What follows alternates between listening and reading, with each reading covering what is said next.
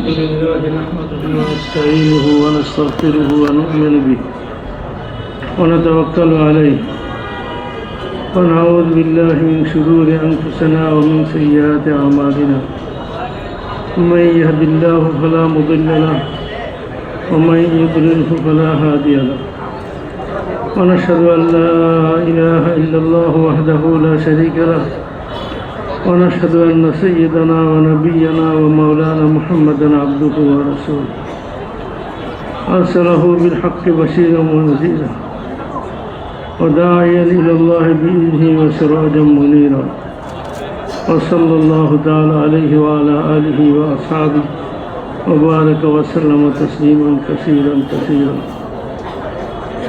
أما بعد فأعوذ بالله من الشيطان الرجيم بسم الله الرحمن الرحيم والذين جاهدوا فينا لنهدينهم سبلنا وإن الله لمع المحسنين وقال الله سبحانه وتعالى إن الدين عند الله الإسلام وقال الله سبحانه وتعالى ومن يتق غير الإسلام دينا فلن يقبل منه وهو في الآخرة من الخاسرين وقال الله سبحانه وتعالى كنتم خير أمة أخرجت للناس تأمرون بالمعروف وتنهون عن المنكر وتؤمنون بالله وقال الله سبحانه وتعالى قل هذه سبيلي أدعو إلى الله على بصيرة أنا ومن اتبعني وسبحان الله وما أنا من المشركين وقال رسول الله صلى الله عليه وسلم كلكم راع وكلكم مسؤول عن رعيته وقال عليه الصلاة والسلام بلغوا عني ولو آية وقال عليه الصلاة والسلام فليبلغ منكم الشاهد الغائب أو كما قال عليه الصلاة والسلام صدق الله مولانا العظيم وصدق رسوله النبي الكريم ونحن على ذلك من الشاهدين والشاكرين والحمد لله رب العالمين رب زدني علما رب يسر ولا تعسر وتمم بالخير رب اشرح لي صدري ويسر لي امري واحلل عقدة من لساني يفقهوا قولي سبحانك لا علم لنا الا ما علمتنا انك انت العليم الحكيم मोहतरम दोस्तों बुजुर्ग भाइयों समस्त মানুষকে আল্লাহ তাআলা পয়দা করেছেন তার কুদরত দ্বারা সমস্ত মখলুকাতকে আল্লাহ তাআলা পয়দা করেছেন তার কুদরত দ্বারা আর সমস্ত মখলুকাতের মধ্যে মানুষকে আল্লাহ তাআলা শ্রেষ্ঠত্ব দিয়েছেন সরদার বানাইছেন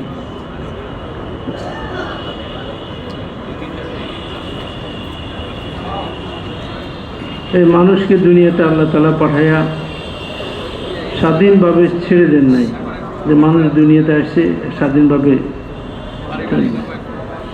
আল্লাহ তাআলা মানুষকে জীবনযাপনের জন্য বিশেষ তরিকা এবং বিশেষ পদ্ধতি দান করেছেন নবীদের মাধ্যমে যে মানুষ স্বাধীন না ওমা খালাকতুল জিন্না ওয়াল ইনসা ইল্লা লিয়াবুদুন আমি জিন ইনসানকে আমার ইবাদতের জন্যই পয়দা করেছি সেই ইবাদতের বন্দেগীর তরিকা নিয়ে নবীরা দুনিয়াতে আসছেন আর নবীও আল্লাহ তাআলা মানুষের মধ্য থেকেই নির্ধারিত করেছেন নবুয়তের জন্য কেননা মানুষকে দিন বুঝাবার জন্য মানুষ যদি হয় তো মানুষের জন্য দিন বোঝা সহজ হবে আর মানুষকে দিন বোঝাবার জন্য মানুষ না হইয়া অন্য কোনো মখলুক যদি হয় তো মানুষের জন্য তাদের কাছ থেকে দিন শেখা কঠিন যেমন ধরেন জিন্নাত আমরা হলাম মানুষ আরেক জাতি আছে জিন আমরা মাটির তৈরি তারা আগুনের তৈরি আমাদের চাহিদা এক কিসিম ওদের চাহিদা ওরা হাড্ডি খায় হাড্ডিটা তাদের খাবার ওরা যখন হাড্ডিটা খাওয়ার জন্য উঠায় ওটার মধ্যে গোশত সব জিনিসগুলো লেগে যায় তার খাওয়ার উপযুক্ত হয়ে যায় তারপরে গোবর এগুলো জিন্নাতের খাবার আর মানুষের খাবার কত ভিন্ন এই জন্য মানুষের মন মেজাজও ভিন্ন মানুষের মন মেজাজ ভিন্ন চাল চলনও ভিন্ন তো এখন যদি জিন্নাতের মধ্যে থেকে নবী আল্লাহ তাআলা নবী বানায় পাঠাইতেন, আমাদের জন্য তাকে অনুসরণ করা কি সহজ হতো? অথবা কোনো ফেরেশতাকে আল্লাহ আমাদের জন্য নবী হিসাবে আল্লাহ তাআলা প্রেরণ করতেন, এই ফেরেশতাকে তো ফেরেশতা তো খাওয়া দাওয়াই করে না, ওদের খাওয়া দাওয়ার চাহিদা নেই, দুনিয়ার কোনো খায়সা তো তার নাই। তো মানুষ খাওয়া দাওয়ার চাহিদাও আছে, আর দুনিয়ার সব রকমের খায়সা তার মধ্যে আছে। তাহলে মানুষের জন্য জিন্নাতের অনুসরণ করাও কঠিন। তো এই আল্লাহ তাআলা মানুষের প্রতি মেহরবানি করছেন, এটা কোরআন পাকের মধ্যে উল্লেখ করছেন যে এটা আল্লাহ তোমাদের প্রতি দয়া করছেন যে তোমাদের মধ্য থেকে একজনকে নবী বানাই পাঠিয়েছেন। আল্লাহ তাআলা তোমাদের প্রতি দয়া করছেন, তোমাদের মধ্য থেকে একজনকে নবী বানাই পাঠাইছেন, তো তোমাদের জন্য তার অনুকরণ করা সহজ হয়ে গেছে। আর ইসলাম হলো স্বভাব ধর্ম, ইসলাম হলো স্বভাব ধর্ম, স্বভাবের সাথে মিলে। এখন নবী মানুষ হওয়ার কারণে নবীর স্বভাব ইনসানি স্বভাব, নবীর স্বভাব ইনসানি স্বভাব। এখন নবীর অনুকরণ করাটা সহজ। নবী ঘুমাইতেন, এখন আমাকে বলা হয়েছে তুমি তোমার নবীর তরিকা অনুযায়ী ঘুমাও, তুমি শুইবা তো নবীর তো নবী আমাদেরকে বাতায় দিয়েছেন উনি কীভাবে শুইতেন।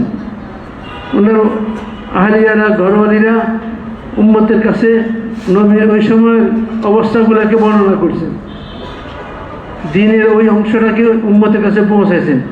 রাসূলুল্লাহ সাল্লাল্লাহু আলাইহি ওয়াসাল্লাম যখন আসতেন ঘুমাবার জন্য, তো বা অজু করে তিনি ঘুমাইতেন অজুর সাথে, এবং মেসওয়াক করে নিতেন। তারপরে উনি ডান কাতে শুইতেন, ডান গালের নিচে হাত দিয়ে ক্যাবলামুখী হয়ে। এটা আমাদের জন্য অনুসরণ করা সহজ। আচ্ছা, আমরা খাই, খাওয়া দাওয়া করি, আমাদের নবীও খাওয়া দাওয়া করতেন। কাফেররা ঠাট্টা মস্কারি করতে হবে, একতার মাল হাদা রসুল ইয়াকুলুত আম ও এমসি ফিল আসওয়াক, এই কেমন রসুল, খানাও খায় বাজারেও যাওয়া আসা করে। তো আল্লাহ তাআলা তো যেটা দেখাতে চান যে তিনি মানুষের মধ্যে থেকে একজনকে নবী করে পাঠাইছেন যাতে মানুষের জন্য তার অনুসরণ করা সহজ হয়ে যায়, মানুষের জন্য তার অনুসরণ করা সহজ হয়ে যায়। তো মেরে মোহতারাম দোস্তার বুজুর্গ, আল্লাহ তাআলা হুজুর সাল্লাল্লাহু আলাইহি ওয়াসাল্লামকে পাঠাইয়া আমাদের প্রতি বড় মেহরবানি করছেন, আমাদের জন্য দিন সহজ হয়ে গেছে। না হয় দিন আমাদের জন্য কঠিন ছিল, আর আমাদের পক্ষে এটা সম্ভবও ছিল না যে প্রতি মুহূর্তের জিন্দেগি সম্পর্কে আল্লাহকে জিজ্ঞেস করে করে ওই ইলম হাসিল করে ওই অনুযায়ী জিন্দেগি যাপন করা আমাদের জন্য কঠিন। এটা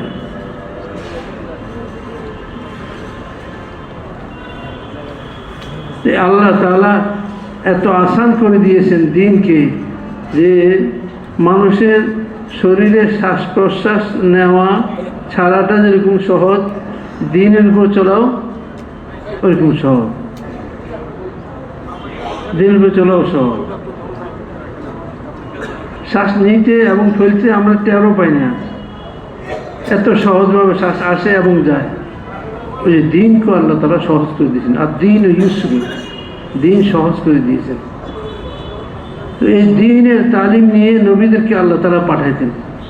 নবীরা দিনের তালিম দেওয়ার জন্য দাওয়াতের মেহনত নিয়ে আসতেন, দাওয়াতের মেহনতের মাধ্যমে মানুষের দ্বারে দ্বারে ঘরে ঘরে গিয়ে দিনকে পৌঁছাইতেন, আর মানুষকে দিন বুঝাইতেন যে মানুষ দেখো আমরা তোমাদের মতোই মানুষ, মা আনা ইল্লা বাশারুম মিসলুকুম ইউহা ইলাইয়া আন্নামা ইলাহুকুম ইলাহু ওয়াহিদ। আমরা এমন কিছু না, আমরা এমন কিছু না, আমরা তোমাদের মতোই মানুষ।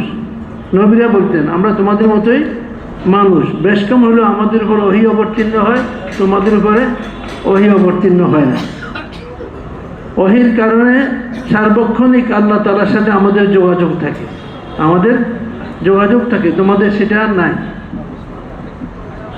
ওহীর কারণে সার্বক্ষণিক আল্লাহ তাআলার সাথে আমাদের যোগাযোগ থাকে। হযরত জিবরাইল আলাইহিস সালাম শুধু কোরআনে পাকের আয়াতগুলো নিয়েই 60,000-এর উপর রাসূল সাল্লাল্লাহু আলাইহি ওয়াসাল্লামের কাছে আসছেন। এছাড়া তো আরও অন্য বহু কারণে আসছে। 60,000-এর উপরে শুধু কোরআনে পাকের আয়াতগুলো নিয়েই আসছে। এছাড়াও আরও অন্য অন্য বিষয় আসছে। এটাও কোরআন পাকের আয়াত হলো 6,000-এর উপরে।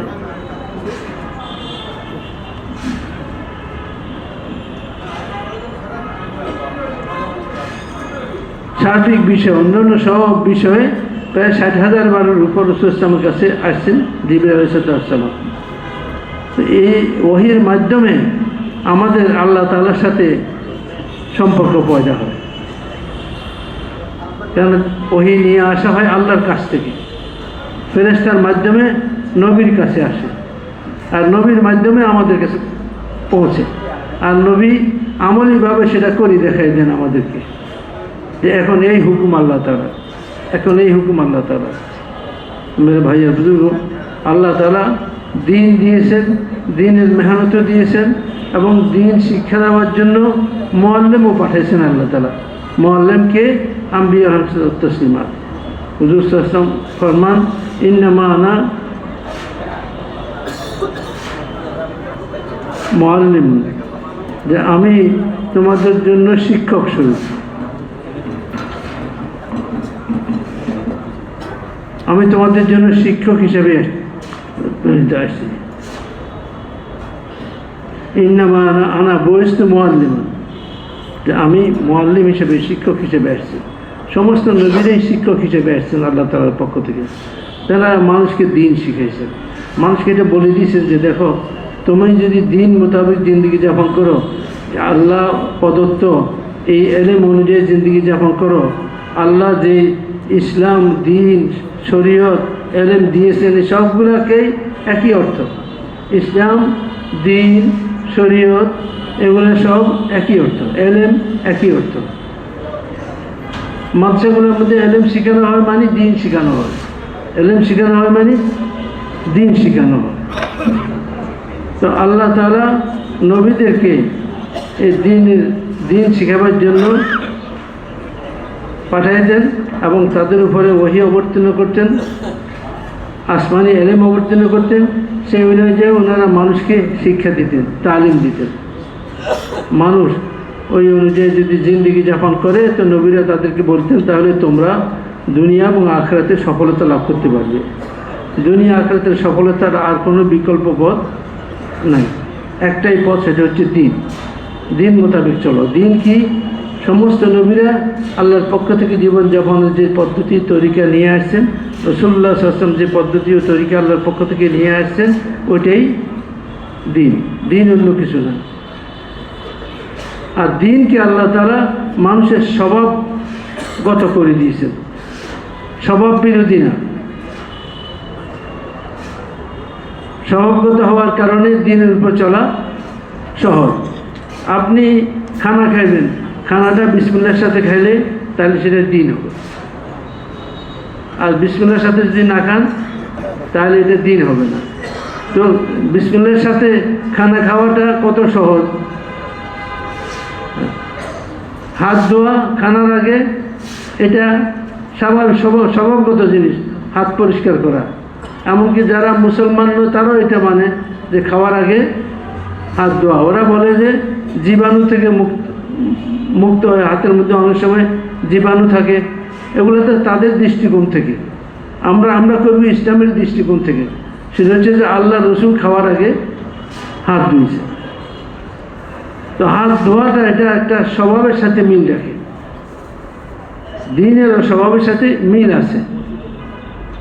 সামান্য একটু মেহনত করে যদি দিনই জিন্দগিটা উপার্জন করা যায়, হাসিল করা যায়, তাহলে দিনের উপর চলা একেবারেই সহজ হয়ে যায়, কোনো কঠিন জিনিস না।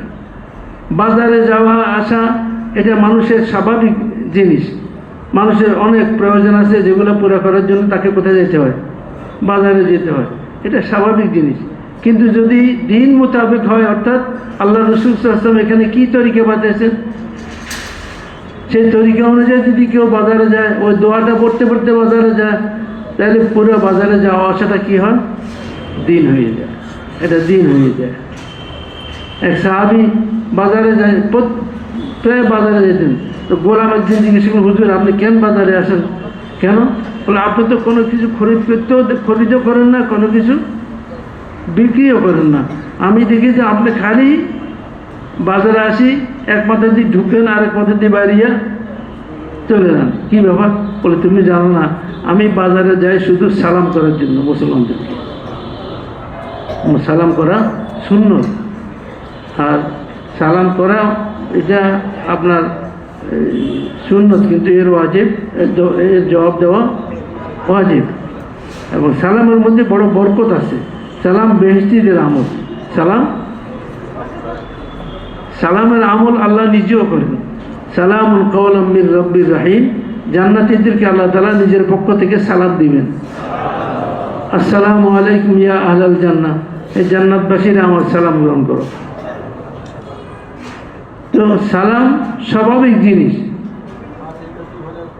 আর এটাকে হুজুর সাল্লাল্লাহু আলাইহি ওয়াসাল্লাম এত সহজ করে দিয়েছেন যে তিনি বলেন, একজন লোককে যদি বারবার তোমার সাথে দেখা হয়, একবার দেখা হয়, আবার সে কোনো দেওয়ালের আড়ালে চলে যায়, অথবা কোনো গাছের আড়ালে চলে যায়, অথবা কোনো কিছুর আড়ালে চলে যায়, আবার তোমার সামনে আসে, আবার কোনো কিছুর আড়ালে চলে গেলো, আবার তোমার সামনে আসে, যতবার আসে ততবার সালাম দাও, ততবার সালাম দাও। জান্নাতীরা, তাদের অন্য কোনো আমল নাই জান্নাতের মধ্যে, নামাজ নাই, রোজা নাই, হজ নাই, যাকাত নাই, কিছু নেই, কিন্তু সালামের আমল আছে। জান্নাতীরা পরস্পর একে অন্যকে সালাম দিবে, একে অন্যকে সালাম দিবে। ফেরেশতারাও জান্নাতীদেরকে সালাম দিবে। মেরে ভাইয়া বুজুর্গ, দিন সহজ, দিনের উপর যদি আমরা চলার যোগ্যতা হাসিল করে নিতে পারি, কিছু গুণাবলী নিজের মধ্যে পয়দা করে নিতে পারি, যে গুণাবলীগুলো আমরা আমাদের নিজেদের মধ্যে অর্জন করতে পারলে দিনের উপর চলাটা সহজ হয়ে যাবে। ওই গুণাবলীগুলো হলো কালিমা, নামাজ, ইলম, জিকির, ইকরাম মুসলিম, তাসহিহ নিয়াত, এগুলো বুনিয়াদি জিনিস।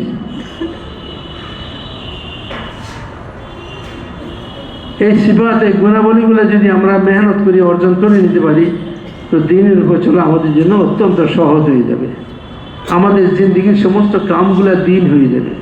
আমাদের ঘরে ঢুকাও দিন হবে, ঘর থেকে বাইরে হওয়াও দিন হবে।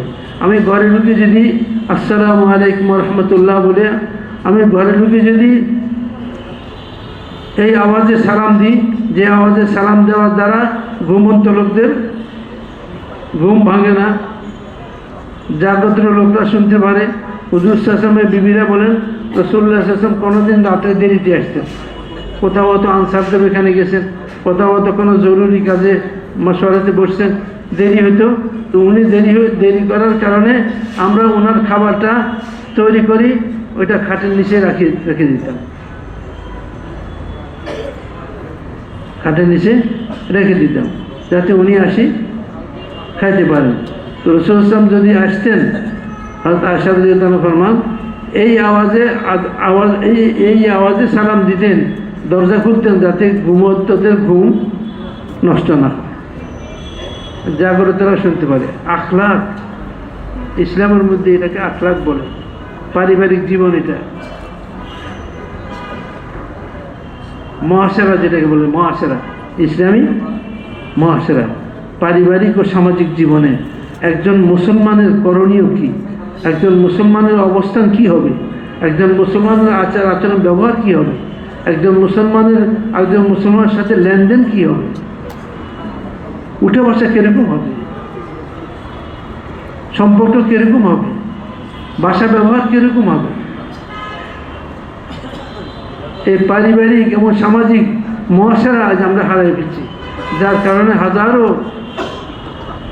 লড়াই, ঝগড়া, বিবাদ, মারামারি, এসব কিছু আপসের মধ্যে। তো হুজুর ইসলামের বিবিরা বলেন যে হুজুর ইসলাম এইভাবে ঘরে ঢুকতেন, সালাম দিয়ে ঢুকতেন। আমরা ঘরে ঢুকবো সালাম দিয়ে, আর সালাম দেওয়াটা কি সহজ না কঠিন? অত্যন্ত সহজ। তো দিন হয়ে গেল, শহর থেকে উঠলাম, সুন্নত তরিকায় উঠলাম, ডান পার্শ্বের উপর ভর দিয়ে, ডান পার্শ্বের উপর ভর দিয়ে উঠলাম। এমন ডাক্তারি সাহায্য বলে এটা, যে উঠার সময় ডানে অথবা বামে ভর দিয়া ওঠা, এভাবে সোজা না ওঠা, এটা শরীরের স্বাস্থ্যের জন্য অত্যন্ত ক্ষতিকর, এটা সুন্নত নয়। এবং শোয়ার থেকে উঠার পরে চোখ ডলে নেওয়া না, যাতে ঘুমের আমেজটা চলে যায়। কারণ মুসলমান তো তাহাজ্জুদ পড়ে, আর তাহাজ্জুদের সময় শেষ রাত্রি বা মধ্যরাত্রি ঘুমের একটু চাপ থাকে। তো উঠতে মনে চায় না, চোখ খুলতে মনে চায় না, মনে করে বসি আবার একটু শুয়ে যাই, এ করতে করতে দেখা যায় অনেক সময় তাহাজ্জুদ ছুটে যায়। বলছে উঠি বসে চোখ ডলি নেব, এটাও সুন্নত। আপনি যদি সুন্নত মনে করেন, এটা ইবাদত আপনার জন্য, আপনি সুন্নত মনে করেন। এখন যাবেন আপনি ইস্তিনজাতে, যান ইস্তিনজায়, বাম পা দিয়ে ঢুকেন, আল্লাহুম্মা ইন্নী আউযু বিকা মিনাল খুবুসি ওয়াল খাবায়েস। খবিস জিন্নাতরা, শয়তানরা পায়খানার মধ্যে থাকে, ওদের বাসা হলো ওইখানে, ওদের কেন্দ্রীয় অফিস হলো ওইটা, ওদের কেন্দ্রীয় অফিস টয়লেট, তো টয়লেটে থাকে। এখন আপনি সেখানে যাবেন, তো সেখানে যদি খবিস থাকে, তো আমার অবস্থায় যেহেতু মানুষ সেখানে তার সতর খুলে বসে, তার বদনজর পড়তে পারে। এই জন্য তো পানা চাওয়ার কাছে আল্লাহুম্মা ইন্নী আউযু বিকা মিনাল খুবুসি ওয়াল খাবায়েস, পুরুষ জিন্নাত মহিলা জিন্নাতদের খারাপি থেকে আল্লাহ আপনার কাছে পানা চাইতেছি। অনেক ঘরের মধ্যে বাথরুমের মধ্যে চিৎকার দিয়ে বেহুশ হয়ে পড়ে যায়, বাথরুমে যাইয়া চিৎকার দিয়া বেহুশ হয়ে পড়ে যায়, এরপরে নিয়ে আসে তদবির করার পরে ভালো হয়ে ওঠে। তারপরে ওরা ধরার পরে জিজ্ঞেস করে তুই এর আক্রমণ করলি কেন? বলে আমার থাকার জায়গায় এসে আবার কষ্ট দিতেছে এই জন্য। দোয়া পড়ে যদি ঢুকে, তাহলে শয়তান আর তার মাঝখানে দেওয়াল খাড়া হয়ে যাবে। আমলটা সুন্নত, আমলটা সহজ, সব মানুষে করতে পারে, কিন্তু এর ফলাফলটা অনেক ভারী, অনেক ভারী। শয়তান ওই দেওয়ালকে ভাঙতে পারে না।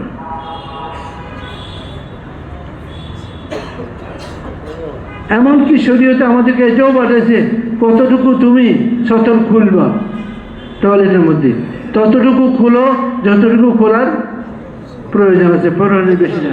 তুমি আল্লাহকে স্মরণ করো, আল্লাহকে লজ্জা করো, আল্লাহ সর্বহালতে দেখে।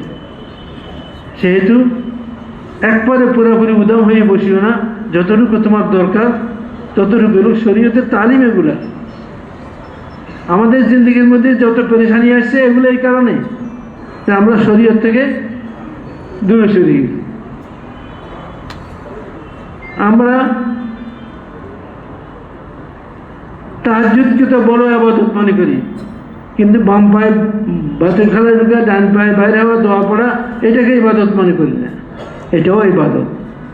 হার ওই কাম যেটা সুন্নতের অনুকরণে হবে, সেটা কি ইবাদত।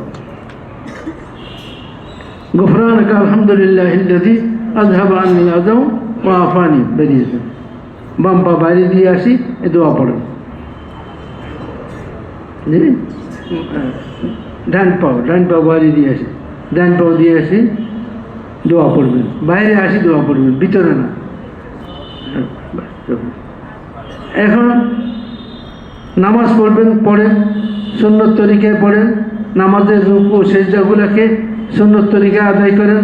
রাসূলুল্লাহ সাল্লাল্লাহু আলাইহি ওয়াসাল্লাম বলছেন, সাল্লু কামা রাআইতুমুনি উসাল্লি, তোমরা নামাজ পড়ো যেভাবে আমাকে নামাজ পড়তে দেখতেছো।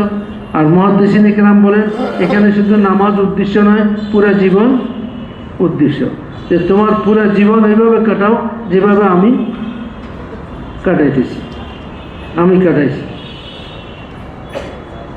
এখন আপনি 2 রাকাত নামাজের মধ্যে অনেকগুলা রুকুন আছে, যেগুলো আপনি হুজুর সাল্লাল্লাহু আলাইহি ওয়াসাল্লামের সুন্নত তরিকা যদি আদায় করেন তাহলে আপনার নামাজটা মোকাম্মল হবে, সুন্দর হবে। নামাজ সুন্দর হলে জিন্দিগি সুন্দর হবে, নামাজ অসুন্দর হলে জিন্দিগি অসুন্দর হবে। নামাজ জিন্দিগি বানায়, নামাজ জিন্দিগি বিগড়ায়। নামাজ যদি সুন্নত মোতাবেক হয় তো এই নামাজ জিন্দিগি বানাবে, আর নামাজ যদি সুন্নতের খেলাফ হয় এই নামাজ জিন্দিগিকে বিগড়াবে। হাদিসের মধ্যে আছে যে নামাজ সুন্নত তরিকা হয় না, খামখেয়ালির সাথে নামাজ পড়ে, রুকু সিজদা ঠিক নাই, কমা কাদা ঠিক নাই, তো ফেরেশতারা তার ওই নামাজকে পুরান কাপড়ের মতো জড়াইয়া তার মুখের উপরে মাইরা দেয় আর বলে যে তোমার এই নামাজের প্রয়োজন নাই। আর নামাজ তার জন্য বদদোয়া করে, দাইয়া আল্লাহ কামা দাইয়া দানি, আল্লাহ তোমাকে ধ্বংস করুক তুমি যেভাবে আমাকে ধ্বংস করছো। আর যদি কেউ নামাজকে সুন্দর করি পড়ে তো তার নামাজ যদি সুন্নত তরিকা মতো হয়, সুন্দর করে হয়, রুকু সিজদা ঠিকভাবে হয়, তো তার নামাজ নুরানি হইয়া উঠে আকাশের দিকে, আকাশ দিকে। আর নামাজ তার জন্য দোয়া করে, ওই ব্যক্তির জন্য করছে কি বদদোয়া, আর এই ব্যক্তির জন্য করতেছে নামাজে দোয়া করতেছে যে আল্লাহ তাআলা তোমাকে হেফাজত করুন, হাফিজাক আল্লাহ, আল্লাহ তোমাকে হেফাজত করুন, কামা হাফিজ করেন, যেভাবে তুমি আমার হেফাজত করছো। ইসলামের মধ্যে সবচেয়ে গুরুত্বপূর্ণ ইবাদত, সবচেয়ে বড় ইবাদত কি? নামাজ। ইমানের পরে আল্লাহ তাআলা প্রথমে ইমান ফরজ করছেন, তারপরে নামাজ ফরজ করছেন। এই নামাজে তার জন্য দোয়া করতেছে, নাওয়ারাক আল্লাহ, হাফিজাক আল্লাহ, আল্লাহ তোমার নুরানি করে রেখ, আল্লাহ তোমার হেফাজত করুক, তুমি যেভাবে আমাকে আমার হেফাজত করছো। এই জন্য ভাই নামাজকে সুন্দরভাবে পড়া,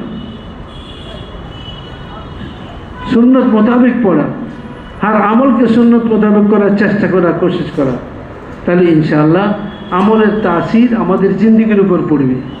আমলের তাসির কিসের উপর পড়বে? জিন্দিগির উপরে। আমলের প্রভাব আমাদের জিন্দিগির উপর পড়বে। আমল সুন্দর হবে, জিন্দিগি সুন্দর হবে, জিন্দিগি সুন্দর হবে, আখিরাত সুন্দর হবে, জিন্দিগি সুন্দর হবে, মওত সহজ হবে। মওত কি হবে? একদম সহজ, একদম সহজ। বলছে তোমার মওত এত সহজ হবে, আটা গোলানো আটার ভিতর থেকে চুল বাইর করতে যেরকম বাইরে চলে আসে এমনিভাবে তোমার রুহটা বাইরে যাবে। কি কারণে? আমল সুন্দর করার কারণে। আমল সুন্দর করছে, আমল সুন্দর করছে, জিন্দিগি সুন্দর হয়েছে, জিন্দিগি সুন্দর হয়েছে, মওত সহজ হয়ে গেছে, মওত সহজ হয়ে গেছে, কবর সহজ হয়ে গেছে। কবরে আর মাসলা নেই, এক গেট যখন পার হয়েছেন আর বাকি সব গেট আর জিগায় না। কেউ পাসপোর্ট দেখবেন না বলে প্রথম গেটে দেখছে না, হ্যাঁ বলছেন চলো হয়ে গেছে। আখিরাত তো এই মামলা হবে, তুহশারুনা কামা তামুতুন ওয়া তামুতুনা কামা তাঈশুন।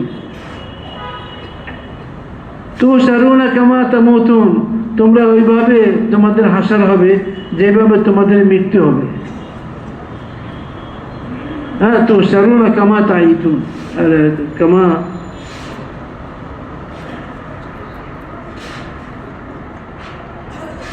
মানে তোমরা ওইভাবে তোমাদের হাসর হবে যেভাবে তোমাদের মৃত্যু হবে।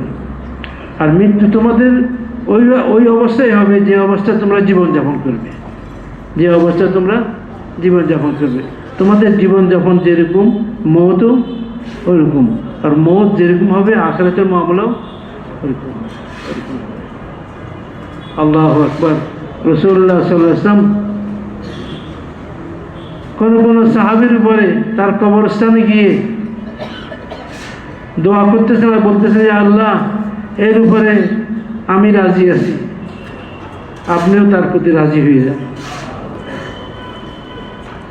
আমাদের যদি দুনিয়ার জিন্দিগি বনে যায়, আখিরাতের জিন্দিগিও বনে যাবে। দাওয়াত ও তাবলীগের মেহনতের উদ্দেশ্য দ্বীনি জিন্দিগি হাসিল করা, দ্বীনকে দুনিয়াতে জিন্দা করা।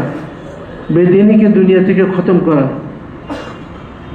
হেদায়েতকে দুনিয়াতে আম করা, গুমরাহিকে দুনিয়া থেকে মেটানো দাওয়াত ও তাবলীগের মেহনতের উদ্দেশ্য। যে দিন আমাদের জিন্দগির মধ্যে আসে, হেদায়েত আমাদের জিন্দগির মধ্যে আসে, এমন জিন্দগি আমরা গঠন করি যে জিন্দগি আল্লাহর কাছে পছন্দনীয় হয়, আল্লাহ পছন্দ করেন। আল্লাহ তাআলা বান্দাকে বলেন যে বান্দা আসো তুমি, আমি তোমার প্রতি রাজি আছি, আমি তোমার প্রতি রাজি আছি। মওতের সময় বলছে জান্নাত ও জান্নাতের নাজ ও নিয়ামতকে আল্লাহ তাআলা ওই বান্দার সামনে তুলে ধরবেন যে বান্দা তার জিন্দগিকে সুন্নত শরীয়ত মোতাবেক যাপন করে আল্লাহকে রাজি করে এনেছে, আল্লাহকে রাজি করে এনেছে। তার মত আখিরাতের দৃশ্যগুলো আল্লাহ তাআলা দেখাতে দেখাতে তার রূহ নিয়ে যাবে, জান্নাতের দৃশ্যগুলো দেখাইবে। কিসের দৃশ্য? জান্নাতের দৃশ্যগুলা, জান্নাতের নাজ নিয়ামত, বাগান বাগ বাগিচাগুলা কীরকম জানেন? আরে জান্নাতের বাগ বাগিচা যদি কেউ দুনিয়াতে দেখে, সুবহানাল্লাহ, সে তো আত্মহারা হয়ে যাবে। এক সাহাবী নতুন বিবাহ করছে, রাত্রে বিবির কাছে আসছে, তো বিবিরে করতেছে, বিবি আমাকে 2 রাকাত নামাজ পড়িলই, আল্লাহ আমাদের এত বড় একটা জিন্দগির শুরু করতে যাইতেছি, আল্লাহ একটা বড় নিয়ামত দিয়েছেন বিবাহের মাধ্যমে, আমরা স্বামী স্ত্রী হিসাবে একটা জিন্দগি যাপন করবো আমরা ভবিষ্যতে, তো এর জন্য আল্লাহর শুকরিয়া আদায় করে আমি 2 রাকাত নামাজ পড়ি। মেয়ে বললেন যে পড়েন। আল্লাহর বান্দা 2 রাকাত নামাজ পড়তে গিয়ে পুরো রাত ও বেচারে জিজ্ঞেস করতেছে আপনার উপর কি আমার কোনো হক নাই? তো উনি বললেন যে আমি কি করব, আমি তো ইচ্ছা করে তোমার হক নষ্ট করি নাই, আমি যখন নিয়ত করছি তো জান্নাত ও জান্নাতের মনোরম দৃশ্য আমার চোখের সামনে ভাসে উঠছে, আমি জান্নাতের বাগানের মধ্যে চলে গেছি। আর এই জান্নাতের বাগানে গিয়ে আমার কিছু উঠছিল না, কোনো কিছু খেয়ালে ছিল না, তুমি যে আসো এটাও আমার খেয়াল নেই। তো যে জিনিসের খেয়াল নাই সেটা কেমন করবো? এখানে তো আমি বাধ্য, মজবুর, আমার কিছু করার নাই। আমি জান্নাতের নাজ নেয়ামত দেখতে দেখতে দিশেহারা হয়ে গেছি। আল্লাহ তাআলা জান্নাতি ব্যক্তিদেরকে মওত দিবেন এরকম অবস্থায় যে জান্নাতের দৃশ্যগুলো দেখতে দেখতে দেখতে দেখতে যাইতেছে।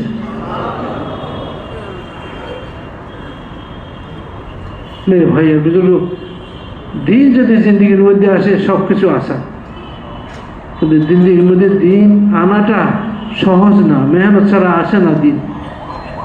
দিন মেহনত ছাড়া আসে না।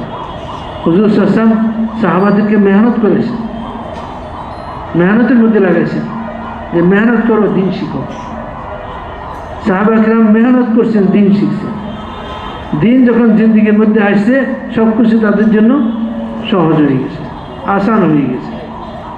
ওই জামানায় এই সমস্ত বয়ান যেগুলা 2 ঘন্টা 2.5 ঘন্টা বয়ানি লোকেরা বয়ান করে, হুজুর সাল্লাল্লাহু আলাইহি ওয়াসাল্লামের জামানায় এরকম লম্বা চড়া বয়ান ছিল না। দিনের কোনো তাকাদা যদি আসতো তো সাহাবা কেরাম থেকে মসজিদে জমা করতেন। কোথায়? মসজিদে জমা করি বলতেন যে দিনের তাকাদা, এই 3টা তাকাদা, 2টা তাকাদা, 4টা তাকাদা অমুক জায়গায় জমাত পাঠাইতে হবে, তোমরা কে তৈয়ার? সাহাবাকে বলতে ইয়া রাসূলুল্লাহ আমরা কে তৈয়ার মানে? এটা কি কিরকম প্রশ্ন করলেন? আমরা কে তৈয়ার? আমরা সব তৈয়ার, আমরা তো আপনার তীর, আমরা আপনার যারা যেদিকে মারবেন ওইদিকে যাবে, তাহলে জিজ্ঞেস করার দরকার নাই, ঘরের অবস্থা কি জিজ্ঞেস করার দরকার নাই। ঘর থেকে যখন আমরা আসি এই নিয়তেই আসি, নামাজও পড়বো অথবা নিজের যে কাজের জন্য যাচ্ছি কাজে যাবো, কিন্তু যদি দিনের কোনো তাকাদা আসে ওইখান থেকেই চলে যাবো। রাসূল এমনভাবে সাহাবাদের তরবিয়ত করছেন আর সাহাবাদের জিন্দগি বানিয়েছেন, এমনভাবে এরকমভাবে জিন্দগি বানিয়েছেন। দিনের তাকাদা পুরা করার জন্য আসতো সাহাবারা। একজন আপনার সাহাবিও নয়, 27 বছর আল্লাহর রাস্তায় একটানা চলছে। আর যখন 27 বছর পরে আসছেন তো দেখা যায় 27 বছর বয়সের ওনার নওজোয়ান ছেলে, বড় একমাত্র ছেলে মসজিদে নববীতে হাদিসের দর্শে দিয়েছে। আর উনি হাদিসের দর্শের মধ্যে বসছেন। উনি কাউকে চিনেন না, ওনাকে কেউ চিনে না। হাদিসের দর্শ শুনতে শুনতে বলতেছে, হায় হায়, 27 বছর আগে বাড়ি থেকে চলে গেছি, আমার যদি একটা ছেলে থাকতো আর এরকম যদি মসজিদে নববীতে হাদিসের দর্শ দিত, হাদিসের দর্শ দিত। তো ওখান থেকে উঠে ঘরের দিকে রওনা হয়েছে। এখন বাড়ির সামনে আসছে, দুজনে এক পথে আসতেছে। ও বেচারা 27 বছর পরে হলো, বাড়িটা আর বলে নেয়, বাড়ির আসতে বলে নেয়। দেখে যে অপরিচিত একজন পিছিয়ে পিছিয়ে আসতেছে। ও চিন্তা করলো যে অপরিচিত লোক আমার বাড়ির দিকে কেন? আমি হইলাম মদিনার সেরা মুহাদ্দিস শেখুল হাদিস, আমার বাড়িতে বাইরের লোক কেন আসবে? অপরিচিত লোক। যে বা আপনি কোথায় যাবেন? বলে এই বাড়িতে। বলে এটা কি আপনার বাড়ি? বলে হ্যাঁ, এটা আমার বাড়ি।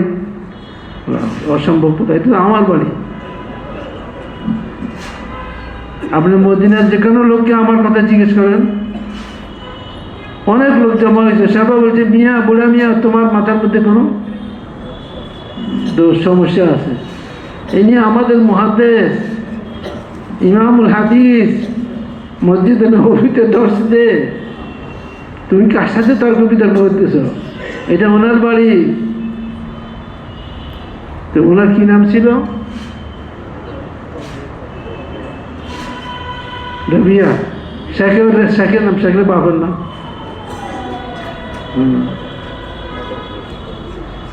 হ্যাঁ,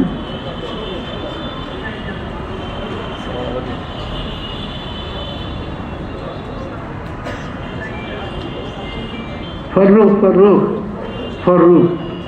ওই সময় মুজাহিদে আজম এই সমস্ত ইয়া ছিল না, এই সমস্ত খেতাব ওই সময় ছিল না।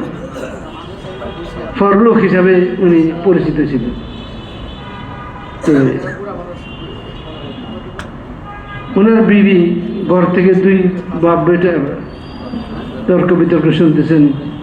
পরে উনি বললেন, ফররুখ বললেন যে তোমরা কেউ আমাকে চিনো না, আমি ফররুখ। মদিনাতে আমার বাড়ি। 27 বছর আগে আমি আল্লাহর রাস্তায় বাইরে ছিলাম দিনের তাকাদা পুরা করতে।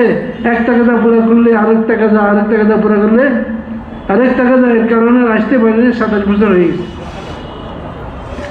তো মা বলতেছে, রবিয়া, এ তোমার আব্বা। উনি যখন আল্লাহর রাস্তায় যায়, তুমি আমার পেটে।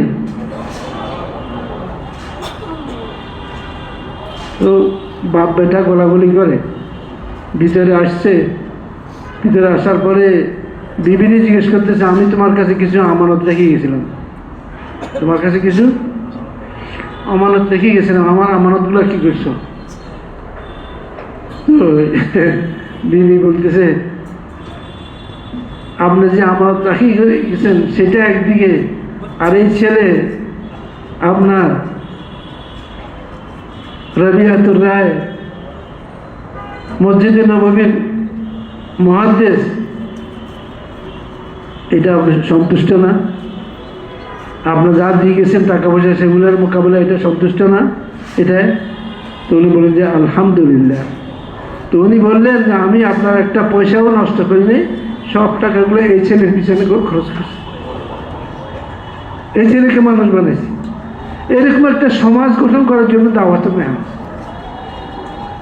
আমাদের সমাজে হার ঘরে মহিলারা এরকম হইতো, হার ঘরে পুরুষরা এরকম হইতো যে আল্লাহর রাস্তায় বাইরেতে যা দৌড়তেছে ফিরতেছে, আর মহিলারা ঘরের মাহলকে বানাইতেছে, বাচ্চাদের তরবিয়ত করতেছে, ঘরে তালিম করতেছে, ঘরের পুরুষরা সহ কখনো খরচ করতেছে আল্লাহর রাস্তায় 3 দিনের জন্য, 10 দিনের জন্য, 15 দিনের জন্য, চিল্লার জন্য, কখনো দেশে, কোনো বিদেশে মশওয়ারা হলে। সারা মদিনাতে তালাশ করলে একটা বেনামাজি পাওয়া যায় না। হুজুর সাল্লাল্লাহু আলাইহি ওয়াসাল্লাম কারি জয়ী সাহেব বলতেন, ওষুধ খাওয়ার জন্য একটা বেনামাজি পাওয়া যাইতো না। কারি জয়ী সাহেব রহমতুল্লাহ বলতেন, উনি তো হাসাতেন মানুষকে। বলতে হুজুর সাল্লাল্লাহু আলাইহি জামানায় হুজুর সাহাবাদের উপরে এমন মেহনত করছিলেন আর সাহাবাদেরকে এমন মেহনতের মধ্যে লাগাইছিলেন আর সাহাবাদের দিনই জেহান মন মানসিকতা এমনভাবে গড়ে তুলছিলেন, কোনো মহিলা কোনো পুরুষ বেপর্দা, কোনো মহিলা কোনো পুরুষ বেনামাজি বেরোজগারি কখনো মদিনাতে ছিল না। বলছে ওষুধ খাইবার জন্য একটা বেনামাজির যদি দরকার হইতো, যে ওষুধের জন্য, কিসের জন্য, মানে এমন একটা রোগ যে কোনো বেনামাজির হাতের পানি ছাড়া এই রোগটা ভালো হবে না। সব ডাক্তার হাকিমরা কেছে ভাই আপনি ঘুরাঘুরি করেন না, আপনার চিকিৎসা একটাই, এই বেনামাজ কোনো বেনামাজির হাত ধোয়া পানি আপনাকে খাইতে হবে, খাইলে আপনি ভালো হয়ে যাবেন। বলছে যদি এরকম হইতো তো মুসলমানদের মধ্যে এরকম একজন বেনামাজি তালাশ করে পাওয়া যেত না, মুশকিল ছিল, অসম্ভব। ওষুধ খাওয়ার হলেও পাওয়া যেত না। আর আজকে ঘরে ঘরে বেনামাজি। ভাই ফিকিরের জিনিস, এই ফিকিরের জন্য তো বিস্মৃতিবাদ এখানে আসে, খালি বয়সনের জন্য, এই ফিকিরের জন্যই আসা। কি করি এই সমাজ আমরা করতে পারি, এই ইসলামী সমাজ, এই দ্বীনি সমাজ, যে আমাদের সমাজগুলো এরকম হয় যে আমাদের সমাজে 100 ভাগের 100 ভাগ নামাজি, 100 ভাগের 100 ভাগ রোজাদার, 100 ভাগের 100 ভাগ দিনদার পরহেজগার, 100 ভাগের 100 ভাগ সত্যবাদী আমানতদার, 100 ভাগ। বলেন এরকম একটা সমাজ হলে কিরকম আরাম লাগবে, কিরকম নিরাপত্তা আসবে। আর যদি একটা দেশ এরকম হয়ে যায় তাহলে সুবহানাল্লাহ। ইয়ামন থেকে রওনা হয়েছে একটা মহিলা, কোথা থেকে, এই আপনার জেওয়ার অলঙ্কারে সজ্জিতা নওজোয়ান মহিলা সুন্দরী, ইয়ামন থেকে রওনা করি বাইতুল্লাহতে আসছে, বাইতুল্লাহতে আসি তওয়াফ করছে, যাইতেছে। এখন কোথায় যাইতেছে, বাড়িতে ফিরে যাবে। ওমর রাদিয়াল্লাহু তাআলা আনহু জিজ্ঞেস করলেন তুমি যে, উনি খবর রাখেন কে কোথা থেকে আসতেছে, ওনার কাছে খবর গেছে একটা মহিলা একা একা ইয়ামন থেকে আসছে, তওয়াফ করি চলে যাইতেছে। ওমর রাদিয়াল্লাহু জিজ্ঞেস করলেন ডাকি নিয়ে আসো। আর আমি তো হুজুর সাল্লাল্লাহু আলাইহি ওয়াসাল্লামের কাছে শুনছি এমন এক দিন আসবে ইয়ামানের সানা থেকে একটা সুন্দরী মেয়ে অলঙ্কারে সজ্জিতা একা একা রওনা করবে, বাইতুল্লাহতে পৌঁছবে, তাওয়াফ করবে, আবার চলে যাবে, কোনো ভয় তার থাকবে না, এত নিরাপত্তা হবে, তার ইজ্জতের ভয়, জিন্দিগির ভয় থাকবে না। ওমর রাদিয়াল্লাহু বললেন, তিনি জিজ্ঞেস করলেন তুমি যে একা একা গেলে আসলে কোনো ভয় পাওয়া নাই? বললাম আমি কোনো ভয় পাইনি, আমি এক গ্রাম থেকে আরেক গ্রামে গিয়েছি, আমার কাছে মনে হয়েছে এক ঘর থেকে আরেক ঘরে যেতেছি। এগুলা খালি কল্পকথা নয়, এগুলো হাকিকত, বাস্তবতা। আমাদের কাছে কল্পকথার মতো কেন লাগে? আমরা যেহেতু দিন থেকে বহু দূরে। আমাদের এক বুজুর্গ এখনো আছেন, উনি বলতেন হাম সরব দূর নেই গে বহুত দূর চলে গে। হাম সরব দূর নেই গে বহুত দূর চলে, আমরা শুধু দূরে যাই নাই, অনেক দূরে চলে গেছি। আমাদের মধ্যে, আমাদের সমাজের মধ্যে, আমাদের গ্রামের মধ্যে, শহরের মধ্যে একটা মুসলমান বেনামাজি কোনোদিন কেউ কল্পনাও করতে পারে নাই, আর সেখানে ঘরে ঘরে বেনামাজি হয়ে গেছে। কি পরিমাণ মেহনতের দরকার ভাই, কত মেহনতের দরকার। অল্প হলে চলবে? আর এরকম বৃহস্পতিবার আসি কিছুক্ষণ এসা পর্যন্ত বয়স না চলে গেলে আশা করি এরকম জিন্দিগি কায়েম হয়ে যাবে। এই জন্য মেরে ভাই বুঝুর্গ নিয়ত করেন, এরাদা করেন যে আমরা এই মেহনতটাকে শিখে এই মেহনতটাকে আয়ত্ত করার চেষ্টা করব। এই মেহনতের মাধ্যমে নিজের জিন্দিগিও বানাবো, উম্মতের জিন্দিগিও বানাবার চেষ্টা এবং কোশিশ করব। যে যত চেষ্টা করবে, কোশিশ করবে আল্লাহকে রাজি করার উদ্দেশ্যে, আল্লাহ তাকে আগে বাড়াই দিবেন। সাহাবাদেরকে আল্লাহ তাআলা আগে বাড়াইছেন। সাহাবারা আগে বাড়তে বাড়তে এ পর্যায়ে বাড়ছে, বলছে আল্লাহর কসম আমি উহুদ পাহাড়ের ওই পাশ থেকে জান্নাতের খুশবু পাইতেছি। জেহাদ করতে যেয়ে জেহাদের ময়দানে এক পাশে বৈশাখ করতেছে, আল্লাহর কসম আমি ওদের ওই প্রান্ত থেকে জান্নাতের খুশবু পাইছি। কোথায় পৌঁছে গেছে। এই জন্য মেরে ভাইয়া বুঝলো, আমাদেরকে আল্লাহ তাআলা কবুল করেন। আমরা নিয়ত করি, এটা করি যে আমরা এই মেহনতটাকে শিখবো এবং মেহনতটাকে আমরা সত্যিকারভাবে করার চেষ্টা করব। নিজেদের মহল্লাতে, ঘরে, মসজিদে এবং নিজেদের অফিসে, আদালতে, যেখানে যাই, যেখানে থাকি, সেখানে যেন এই দাওয়াতের মেহনতকে সাথে নিয়ে চলি, দাওয়াতের মেহনতকে সাথে নিয়ে চলি। এখন তো দাওয়াতের মেহনতের মধ্যে অনেক ভাটা পড়ে গেছে। এক সময় এরকম ছিল যে সব গুজারি জাঁকজমকপূর্ণ ছিল। সারা শহরের অফিসিয়াল পর্যায়ে আমাদের সাথীরা দলে দলে নিজেরাও আসতো আর এলাকার সাথীদেরকেও নিয়ে আসতো। এখন বিভিন্ন জেলায় গেলে জেলার সবগুলো এগুলো দেখলে চোখে পানি আসে। হ্যাঁ, ওই রৌনক নাই, ওই সৌন্দর্য নাই। আমি গত এক সপ্তাহ আগে মনে হয় ফেনীতে গেছি। ফেনীতে যাওয়ার পরে মগরিবের পরে ওনারা আমারে জবরদস্তিমূলক বয়ানে বসাই দিয়েছে। আমি অসুস্থ মানুষ, বয়ান করতে কষ্ট হয়, তারপরে কয় না আসেন যখন কিছু কথাবার্তা বলেন। তো কথাবার্তা বলতে বলতে বললাম যে আমি ওই সময় ফেনী যখন মার্কাজ ফেনী শহরে ছিল, আলিয়া মাদ্রাসার পাশে ছিল, বৃহস্পতিবারে আব্বা আমাদেরকে নিয়ে যেতেন। ছোট আছিলাম আমরা, তো ফেনী আলিয়াতে পড়াশোনা করতাম 1976 সাল, তখন 1976 সাল। তো আমরা যাইতাম, আর যাওয়ার পরে আমরা দেখতাম মার্কাজের মধ্যে শহরের সব ব্যবসায়ী, চাকরিজীবী, পুরনো সাথীরা সুবহানাল্লাহ কি হাতে করি, টিফিন কেলের হাতে করে নিয়ে আসতেছে। তারপরে বয়ান হইতেছে, তশকিল হইতেছে। তশকিলের মধ্যে বহুত বড় এক মাজমা নিজেদেরকে আল্লাহর কাছে বের হওয়ার জন্য পেশ করতেছে। তারপরে এইভাবে এশার নামাজের পরে হায়াতুস সাহাবা হয়েছে, হায়াতুস সাহাবার পরে দস্তরখান লাগাইছে। সাথীরা নিজেদের ঘর থেকে আপনার টিফিন গেলের যা নিয়ে আসছে ওইটা দস্তরখানে দিয়ে দিত। আর দূর দূরান্ত থেকে যে সমস্ত সাথীরা আসছে তাদেরকে টানি হাত ধরে আনি বসাইত। কোনো ওলামা একরাম আছে কিনা, কোনো মাদ্রাসার মোহতামিম সাহেব আইছেন কিনা, কোনো মসজিদের ইমাম সাহেব আছে কিনা, ভাই খবর লো। আমাদের সুফি আব্দুল গনি সাহেব রহমতুল্লাহ আলাইহি, উনি ছিলেন আমির ফেনী জেলার। উনি বলতেন ভাই খোঁজ লো, খবর লো, কোনো আলেম না খাই রয়ে নিত, কোনো মোহতামিম সাহেব না খাই রয়ে নিত। দেখো ওনারাও আবার এমন যে পলাই থাকতেন, ওনারাও পলাই থাকতেন, খানা তো সাথে আনেন নাই, পলাই থাকতেন যে আমি অন্য কারোর উপর বোঝা হবো না। আর ইনারা তালাশ করতেন, কোথায় তালাশ করে দড়ি লয়ে যেত। আজীব এক নুরানি ছিল, নুরানি ছিল। রাত্রে 2টা 2:30 বাজতে সাথীরা জাগা শুরু করতো। তেলাওয়াত, তাসবিহাত, তাহাজ্জুদ, কান্নাকাটি। কোথায় এগুলো এখন? আরেকজনের কান্না দেখে কান্না আসি যেত, আমাদের কান্না আসি দিত। এক ব্যক্তিরে তশকিল করছে, চলেন আল্লাহর কাছে, বলে আমি তো শরাব খাই, আমি তো মসজিদে থাকতে পারবো না। বলে আচ্ছা তুমি শরাব বাইরে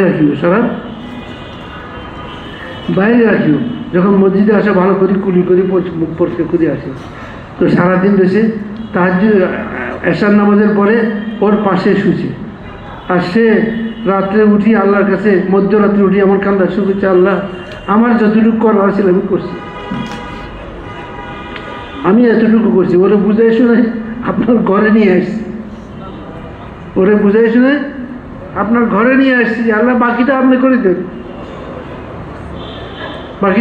দেন, আল্লাহ এর জিন্দিগি যদি না বনে তো এর আখিরাত বরবাদ হয়ে যাবে, আল্লাহ এর আখিরাতের হেফাজত করুন। দেখেন কিরকম দরদ, নিজের জন্য না, কার জন্য? অন্যের জন্য। বলে কান্দোস কার জন্য? বলে অন্যের জন্য কান্দি। হাজি আব্দুল ওয়াহাব সাহেব রহমতুল্লাহ আলাইহি, উনি পাকিস্তানের বড় মুরব্বীদের মধ্যে ছিলেন। মাওলানা ফাহিম সাহেব ওনার খেদমত করতো সবসময় সফরে হজরে। একদিন রাত্রে ওনার খেদমত করতেছে, রাত্রে উনি ঘুমাইতেন না। হাজি সাহেব রাত্রে ঘুমাইতেন না, এই ডান পাশে আল্লাহু আকবার, বাম পাশে এই পাশে আল্লাহু আকবার, সুবহানাল্লাহ, লা হাওলা ওয়ালা কুওয়াতা ইল্লা বিল্লাহ, লা ইলাহা ইল্লাল্লাহ। এই করতে করতে রাতে 3টা, 2:30, 3টা বাজে উঠেছিলাম, উঠে নামাজে দাঁড়িয়ে যেতেন। তো যে একদিন উনি ঘুমাইছেন, হঠাৎ ঘুম থেকে উঠে আমার ডাকি বললেন, ফাহিম। আমি বললাম, জি হুজুর, আমি হাজির আছি। তো উনি বললেন যে ফাহিম, এটা কি হইতে পারে না যে আল্লাহ তাআলা সমস্ত মানুষকে জান্নাতে দিয়ে দিবেন, একজনকেও জাহান্নামে দিবেন না? এটা হইতে পারে না?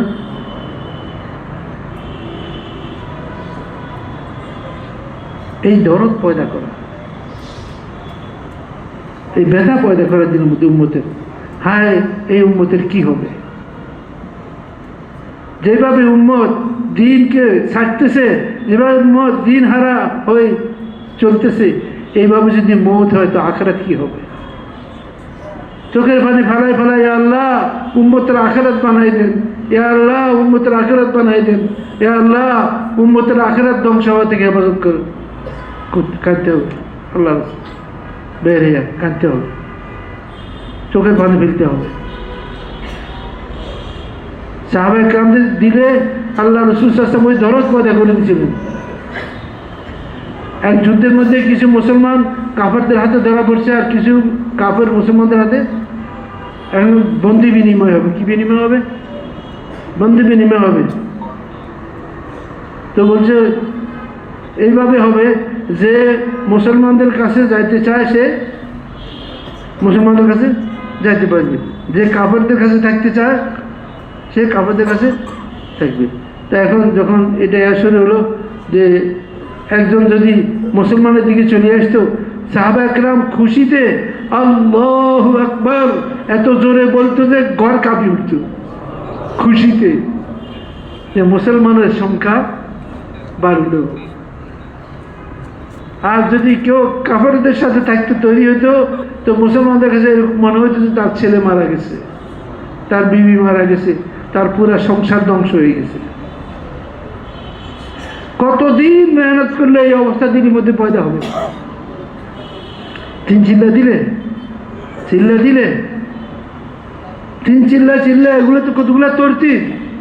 পুরা জিন্দগি মেহনত করার নিয়ত করতে হবে, পুরা জিন্দগি মেহনত করব, পুরা জিন্দগি জান মাল আল্লাহর রাস্তায় অকাতরে খরচ করব। কিভাবে?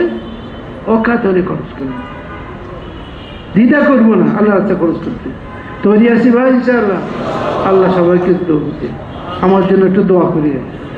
অসুস্থ তো এখন হিম্মত করি বলে 4 মাসের জন্য, যাদের 4 মাস এখনো হয় না, 4 মাসের জন্য কে তৈরি আছে?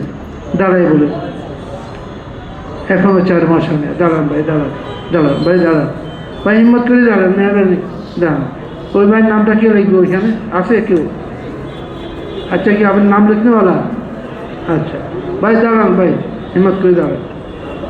আল্লাহ কবুল করেন, আল্লাহ জান মালের মধ্যে বরকত দান, আল্লাহ সাহাবা ওয়ালি ধরো।